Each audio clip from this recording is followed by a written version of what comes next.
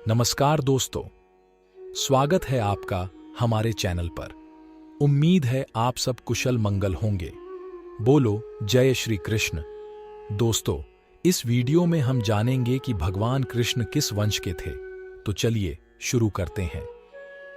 आप सभी भगवान विष्णु के अवतार माने जाने वाले श्री कृष्ण से जुड़ी बहुत सी कथाओं के बारे में जानते ही होंगे, परंतु आज मैं आपको इस वीडियो में भगवान कृष्ण की पूरी वंशावली के बारे में बताने जा रहा हूं, जिसके बारे में सभी कृष्ण भक्तों को अवश्य ही जानना चाहिए। भगवान कृष्ण किस जाति के थे? कृष्ण भगवान किस गोत्र के थे? कृष्ण भगवान किस कास्ट के थे?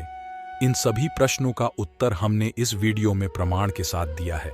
इन सभी उत्तरों को जानने के लिए इस वीडियो को पूरा देखें। भगवान कृष्ण किस वंश के थे, ये जानने के लिए आपको पहले श्री कृष्ण के पूर्वज के बारे में जानना होगा। श्री कृष्ण वासुदेव के पुत्र थे। श्री कृष्ण के पिता वासुदेव जी की जाति क्षत्रिय यदुवंशी और कुल चंद्रवंशी था। यादवों के पूर्वज राजा यदु भी एक क्षत्रिय यदुवंशी के थे। यदुवंशी अपने नाम के पीछे यादव लगाते हैं। इससे पता चलता है कि श्री कृष्ण भगवान की जाति क्षत्रिय यदुवंशी थी। अब जानते हैं कृष्ण वंशावली का पूर्ण विवरण। अगर आप भगवान श्री कृष्ण के भक्त हैं तो इस वीडियो को अंत तक जरूर देखें। दोस्तों, विष्णु पुराण में इस बात का वर्णन किया गया है कि तीनों लोकों के पालनहार विष्णु जी की नाभि कमल से परम पिता ब्रह्मा जी की उत्पत्ति हुई थी और सृष्टि के रचयिता ब्रह्मा के मस्तिष्क से उत्पन्न हुए थे अत्रि। अत्रि ने भद्र से विवाह किया। उन दोनों से सौंभ यानी चंद्रमा की उत्पत्ति हुई और यहीं से सौंभ वंश अर्थात चंद्रवंश की शुरुआत हुई। युवावस्था में सौंभ की तरफ आर्षि बृहस्पति की पत्नी तारा आकर्षित हुई। दोनों ने मिलकर आर्षि बृहस्पति की अनुपस्थिति में बुद्ध नामक बालक को जन्म दिया। भागवत के अनुसार सौंभ पुत्र आर्षि बुद्ध भारत खंड आए। धरती पर सूर्यवंशी राजा मनु की पुत्री इला को बुद्ध से प्रेम हो गया। दोनों के मिलन से पुरर्बा नामक पुत्र का जन्म हुआ। भारत में पुरर्बा चक्रवर्ती सम्राट हुए। उसके बाद राजा और स्वर्ग की अप्सरा उर्वशी ने मिलकर आयु को जन्म दिया।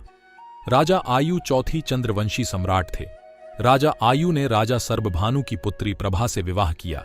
इस विवाह से 5 पुत्र हुए, जिनके नाम है नहुष, क्षत्रवर्ध, रंभ, रजी और अदेना। बाद में युवराज नहुष उस सिंहासन के उत्तराधिकारी बने। राजा नहुष ने व्रजा से विवाह किया और उनके 6 पुत्र हुए।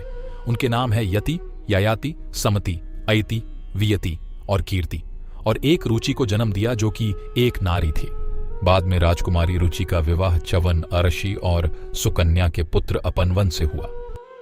राजा नहुष के ज्येष्ठ पुत्र यति धार्मिक प्रवृत्ति के थे।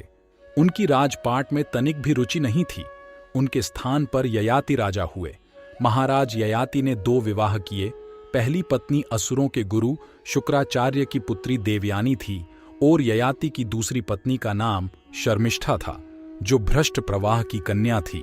राजा ययाति की दोनों पत्नियों से कुल 5 महाप्रतापी पुत्र पैदा हुए, जिनका वर्णन आर्गवेद में भी मिलता है। उन्हें आर्गवेद में 5 जन्य पुरुष कहा गया है।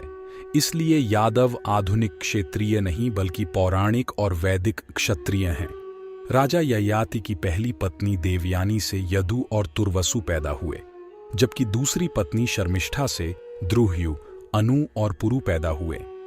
ययाति के इन 5 पुत्रों से 5 महत्वपूर्ण वंश की उत्पत्ति हुई। जैसे ययाति की प्रथम पत्नी के प्रथम पुत्र यदु से यादव वंश तथा इनके दूसरे पुत्र तुर्वसु से यवन वंश बना, उसी प्रकार राजा ययाति की दूसरी पत्नी शर्मिष्ठा के 3 पुत्रों से, जैसे कि द्रुह्यु से भोज वंश, अनु से मलेक्ष वंश और पुरु से पौरव वंश बना। यदु से सहस्त्रजीत, कोष्ठा, नल और रिपुपाश पुत्र हुए, जिसमें कोष्ठा से 13 पुत्र हुए। कोष्ठा के 13वें पुत्र विधर्म ने विदर्भ राज्य की स्थापना की थी। राजा विदर्भा के 3 पुत्र थे, कठ, कौशिक, रोमपाद। विदर्भा के सबसे बड़े पुत्र कथ से 15 पुत्र जन्मे। कथ के 15वें पुत्र भीम सत्वत से 7 महाप्रतापी पुत्र जन्मे। उनके नाम है भाजी, भजमान, दिव्य, देववृद्ध, वृष्णि, अंधक और महाभोज। इन 7 पुत्रों में से वृष्णि और अंधक अति महान थे। वृषणी के देवमोड़ और योद्धाजीत नाम के 2 पुत्र हुए। देवमोड़ की 2 रानियां मनीषा और विष्पर्णा थीं। देवमोड़ की पहली पत्नी मनीषा से शूरसेन हुए और शूरसेन की पत्नी मारिया से 10 पुत्र और 5 पुत्री पैदा हुई। इनके 10 पुत्रों में वासुदेव सबसे बड़े थे और 5 पुत्रियों में सबसे बड़ी प्रथा यानी कि कुंती थी। जबकि देवमोड़ और विष्पर्णा से पार्जन का जन्म हुआ और पार्जन से 9 पुत्र हुए, जिनमें नंद बाबा सबसे प्रमुख थे। वहां भीमसत्व के पुत्र अंधक के वंश में देवकी और कंस का जन्म हुआ। तो दोस्तों, अब तक की सुनी हुई वीडियो से पता चलता है कि वासुदेव यदुवंशी थे। वासुदेव की 2 पत्नियां थीं, देवकी और रोहिणी। रोहिणी के गर्भ से बलराम का जन्म हुआ, जबकि देवकी के गर्भ से भगवान श्री कृष्ण का जन्म हुआ था। उसके बाद श्री कृष्ण और रुक्मणी से प्रद्युम्न, प्रद्युम्न से अनिरुद्ध और अनिरुद्ध से वज्र पैदा हुआ। इससे पता चलता है कि भगवान श्री कृष्ण यदुवंशी थे।